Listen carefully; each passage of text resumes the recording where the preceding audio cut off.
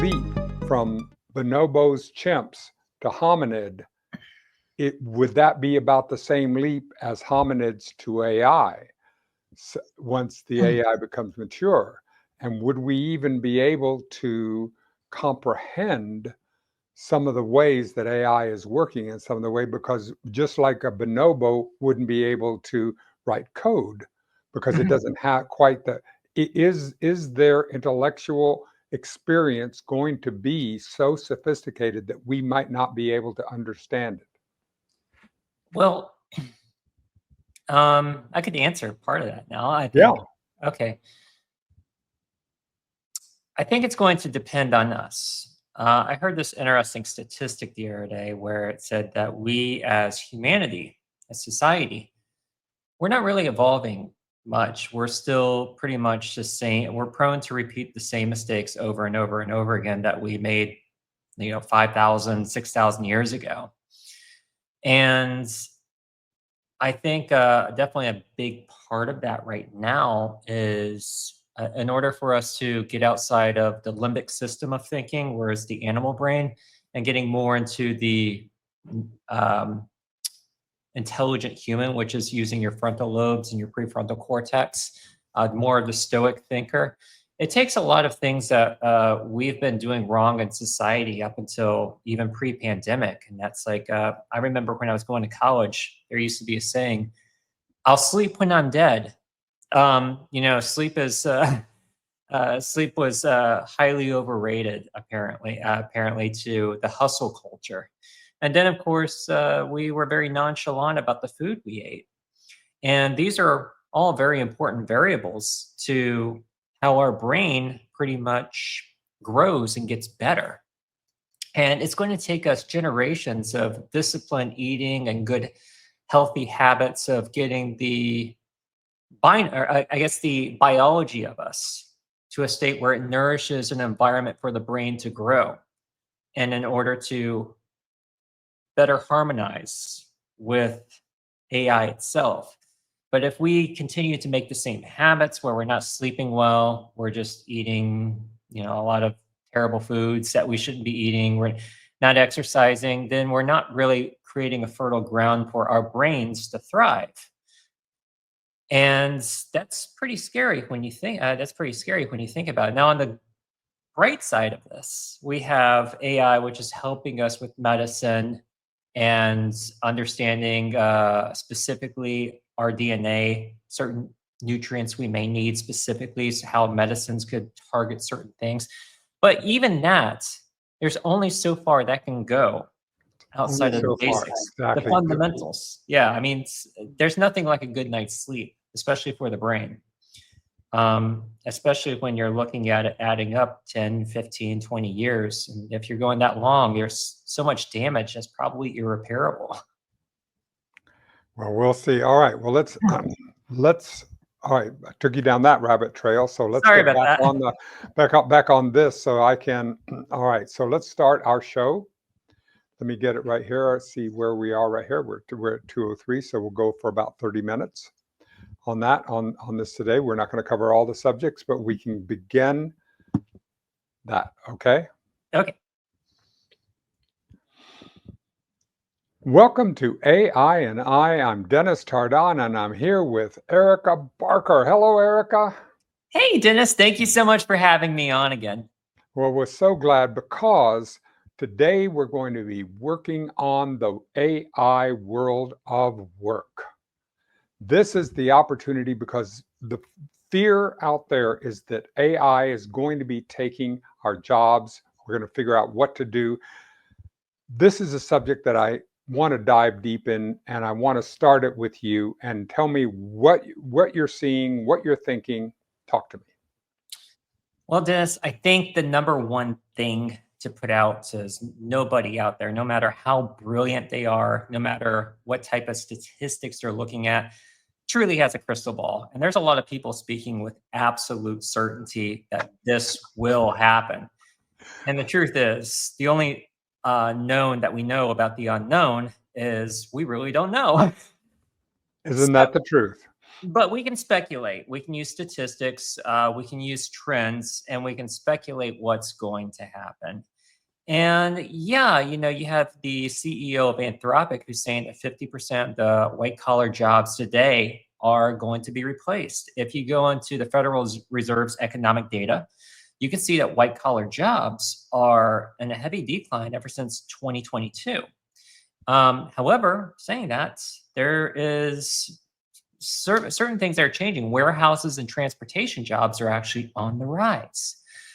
So, there's a whole bunch of variables, and it's so impossible. We do not have the machinery right now to really predict what is going to happen. But in my humble opinion, That's what we want. I want your anecdotally, humble opinion, please. anecdotally, the obvious things that we are seeing is anything that involves pretty much like copywriting, or something that doesn't really involve very, very deep thinking skills.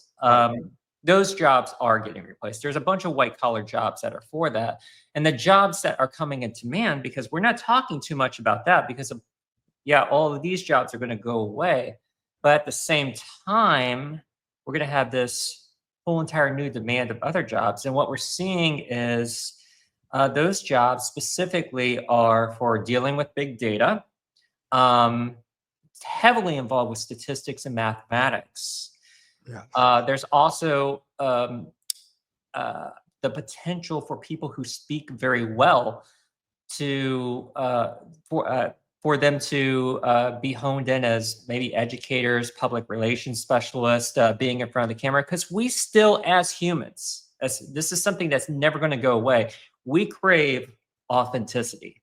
Yes. When you look at all the great YouTubers out there, all of the great writers, we always gravitate toward the ones that are a little bit outside. They're a deviation. They're an anomaly, like Casey Neistat's, the Anthony Bourdains, the, Hunter S. Thompson's. Yes. We love that because it's outside of the norm. Our brains gravitate toward that. So there's always going to be something there for us. So I think it's important for us to understand psychology and what has always been authentically true with humans, and that is we love authenticity. We love uniqueness. And the thing with AI is, it kind of goes right in the middle. It stays between the lines. It stays in safe where everything is pretty much the average. And that kind of gets boring after a while. So there's a lot of potential with creativity, with problem solving, with writing, with how we present information. Those jobs are always going to be there in high demand. But not everybody has the gift for that. So what about everybody else over here? What does this mean? What disruptions do we think are going to happen? Exactly. So and because we live in a capitalistic society, we know that those who own companies are looking at their bottom lines, and they're looking at this new tool, AI, and saying, what are the things that we can replace? Let's find those things that we can. And we know, I worked as a communication coach for a number of years, and I remember a few years ago, I walked into a call center for a large insurance company I was consulting with, and I saw this huge, for maybe 50 yards, 60 yards of cubicles of people there talking to policyholders, talking to people, trying to get them into the right thing. And I just had a vision of a completely empty room with a box in the center of the room.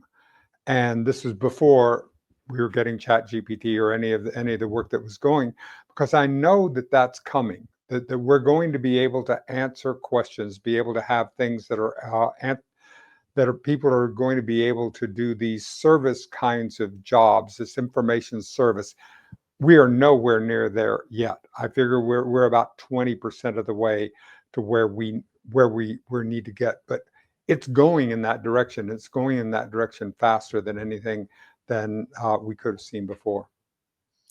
Yeah, it's it kind of makes you think. It's like, who actually wants to work at a call center answering calls from angry customers? Exactly. Um, That's what I.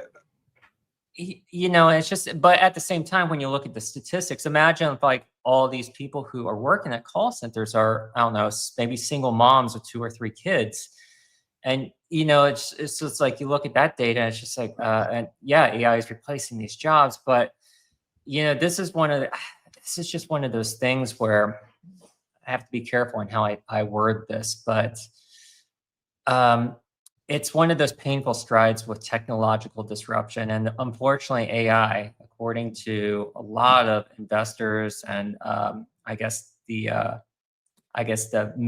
major talking heads in the space, is this is the number one most disruptive thing of anything in human history. In the history of humanity, and we cannot compare it to the horse and buggy to the industrial age. Yes, that changed a lot of jobs, and it took us off the farms and into the cities and into the factories. But what's happening now is magnitudes greater than that.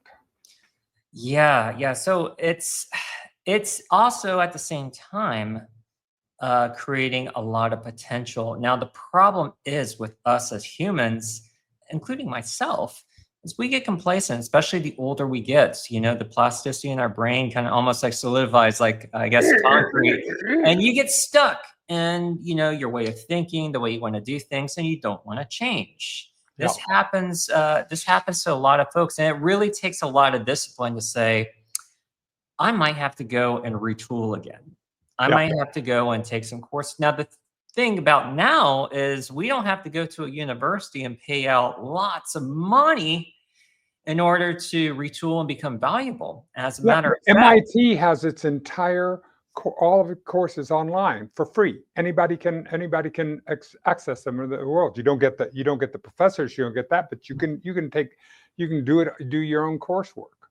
right. And so Harvard has something just like that. Stanford has something just like that. So you have very prestigious institutions. And if you wanted to, you can go into a website like Coursera.org and you can get a certificate that is highly respected by a lot of recruiters, especially if you can stack things up. For instance, Google's data analytics certificate stacked with a statistical certificate, which is taught by Google, stacked with the data science certificate, which is one of the routes I've gone. And you know, it doesn't cost that much money. We're talking nowhere near the amount of what it costs to maybe attend a boot camp or attend like a college course or something like that. Mhm. It's fractions less. And what that shows to recruiters and companies is, one, you're very focused on a specific ecosystem. So this is, I'm going to get into ecosystem education in just a bit, but it Sure. also shows that you took the discipline outside of a classroom to learn all of these very complicated things, and you're up to date. And in order to pass this, you have to know all these different types of systems. So it shows a lot of value that you can't otherwise show with a college degree. No, And, exactly. and you So think, how did you approach this? Well, let me tell you, I did this and this and this, and right. that shows your ingenuity, your problem solving, the way that you work through that. Right. And also with a lot of these certificates, you work with GitHub repositories, and you can have a capstone project that you can show the skills that you've gained from this to a recruiter. And the beauty about a lot of these courses is they think of how to do these projects and certificates and how you can pass these certificates without cheating with ChatGPT or an LLM or something like Sure. that. So it's really brilliant with the way that they're putting it together. So what I am seeing right now is there is a huge movement in education as well. Like the traditional university systems and the way we thought of university education is completely evolving. It's being disrupted. And it's being disrupted by ecosystem education. We're seeing it from Amazon for AWS. We're seeing it from Google, from everything from Google Cloud Platform to AI. We're seeing it from Microsoft as well. So it's not just like you're trying to get these certificates and get a job with Google or Amazon. There's a lot of companies out there that use Amazon Web Services, and that is their ecosystem. We're talking tons of Fortune 500 companies, the Department of Defense, governments around the world, and they are looking for somebody who's highly precise and laser focused on these specific ecosystems, so that way it's low educational time. You just kind of mesh right in. You are the perfect widget to fit inside of this hole. Yeah. So it's very precise. So, and precision is, I guess, the theme of this whole entire thing. And it's not so much that it's disruption, it's turning us and it's forcing us as humans, as a society, to be more precise in everything we do, from work to education to how we optimize our lives to our own health. Yeah. So how are you approaching this? So what do you think about when you're thinking about, you're a data scientist and you already have this in the field? What are you looking at as your entry and your way forward? I think personally, for a data scientist, I guess you're asking one, well, we've already talked about the education, but number two is, how do you get found? How do you build clientele? How do you survive? How do you let recruiters find you? And there's a lot of answers to that, but I think the most straightforward is you've got to do projects. You have to get on GitHub if you're a computer programmer. Is that Anybody what who's you're working with doing? computer So science. take us through your process, your thinking process. Here we are in June of 2025. What are you looking at? What's in your windshield? How are you approaching this tsunami of AI as it's coming in, and where you're going to surf? Oh, I think psychologically, we all have to kind of take a step back and look. There's a lot of folks who speak really well and are working in lead positions in this industry. Yet, there is so much information, everybody's overwhelmed.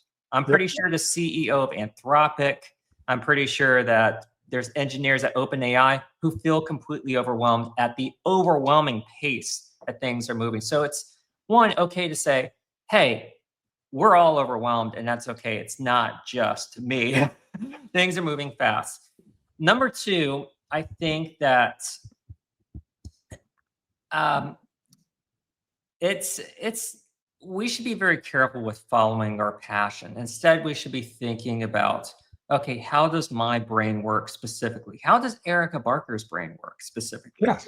How I'm does interested in Dennis that. Duran's So tell me about that, and how you're introspecting in order to bring this. Well, I think my brain specifically, I've discovered through talking through therapists and, even playing around with ChatGPT, discovered that I am really good. And there's been this common thread since I've been a child of loving to problem solve. I like to figure out how things work. I'm very curious. Those are common threads that's been with me ever since I've been a child. What a wonderful way was that. I mean, when Richard Feynman talked about his father, who was not a scientist, his father was a salesman, but his father grew Richard Feynman's curiosity. I wonder why that worked. What do you think? What do you think about, and really grew that curiosity? Did someone grow that curiosity in you? Was it part of your internal makeup? That's a very intriguing and somewhat complicated question. I think a lot of it does have to do with your genetics, and then, but the question is how much of nurture over nature really applies here. And I really couldn't tell you. Yes, I mean, I'm but the you only. have it. But that's the neat thing, your curiosity to drive and your curiosity to say, well, I wonder how that works. Right, right. And there's other folks who, like my friend, my best friend since we've been children. His brain works much differently than mine, but he's much better at like doing stuff like AWS architecture and cloud computing architecture, and his brain just thrives in that environment. Now, is it his passion? Well, yeah, to some degree it is, but because it's not very stressful to his brain, his brain can keep on growing and like learning some more. It's amusing and he thrives in that environment.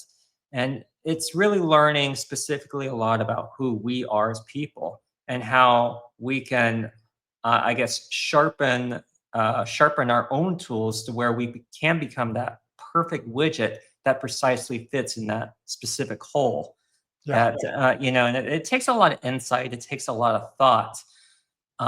It also takes a lot of backtracking from mistakes that we've made in the past and commitments we've made in the past to say, okay, all right, maybe I should back up and rethink my career and kind of go this way instead of going that way. Because if I keep going down that way, it's Yeah. eventually going to lead to a dead end. And I want to keep growing as a human.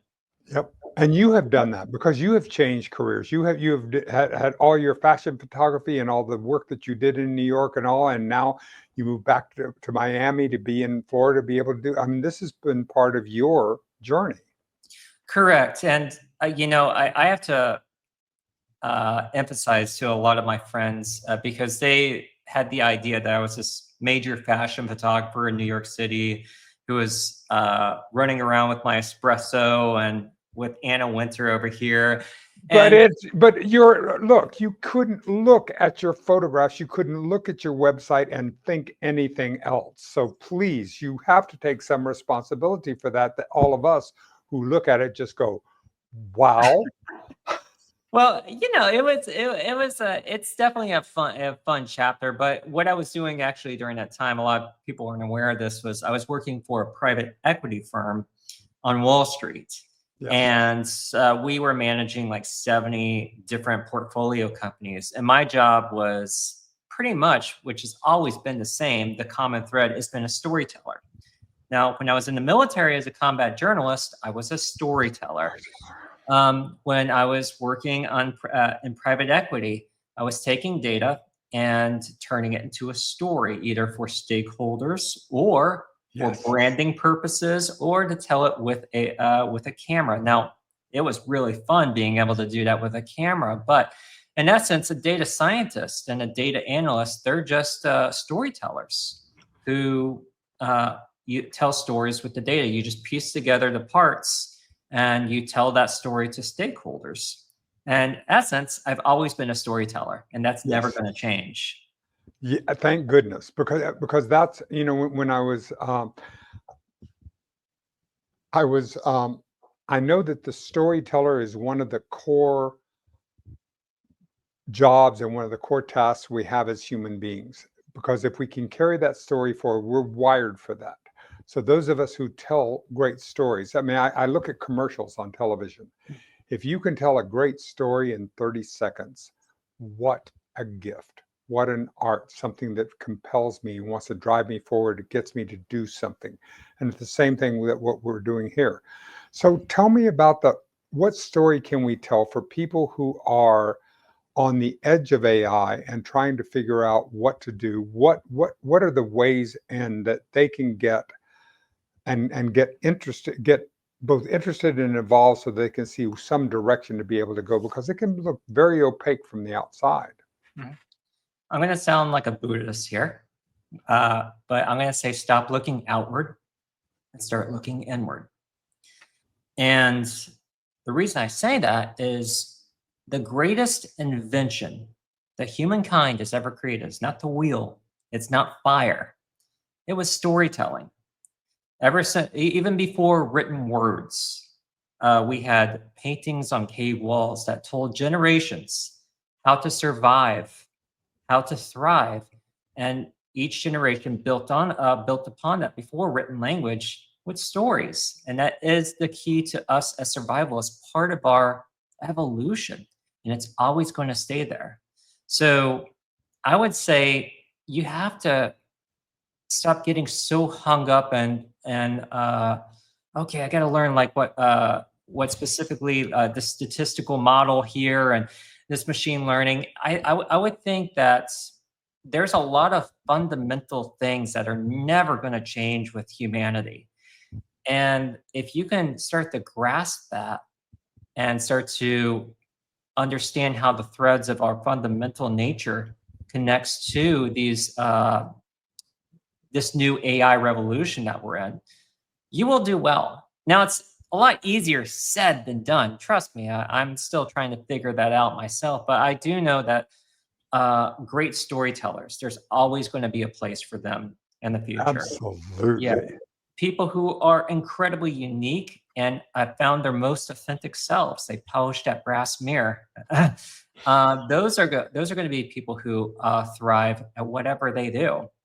Uh, it's just simple little things. So I would say, in order to really thrive in the future, stop looking outward and start looking inward. And I know that sounds very philosophical, which I guess it Well, is. actually, it is because I have a theory that it's fanciful, but it's just that the distance from the tip of my nose to the event horizon of the universe is the same distance in parsecs from the tip of my nose to the center of my soul.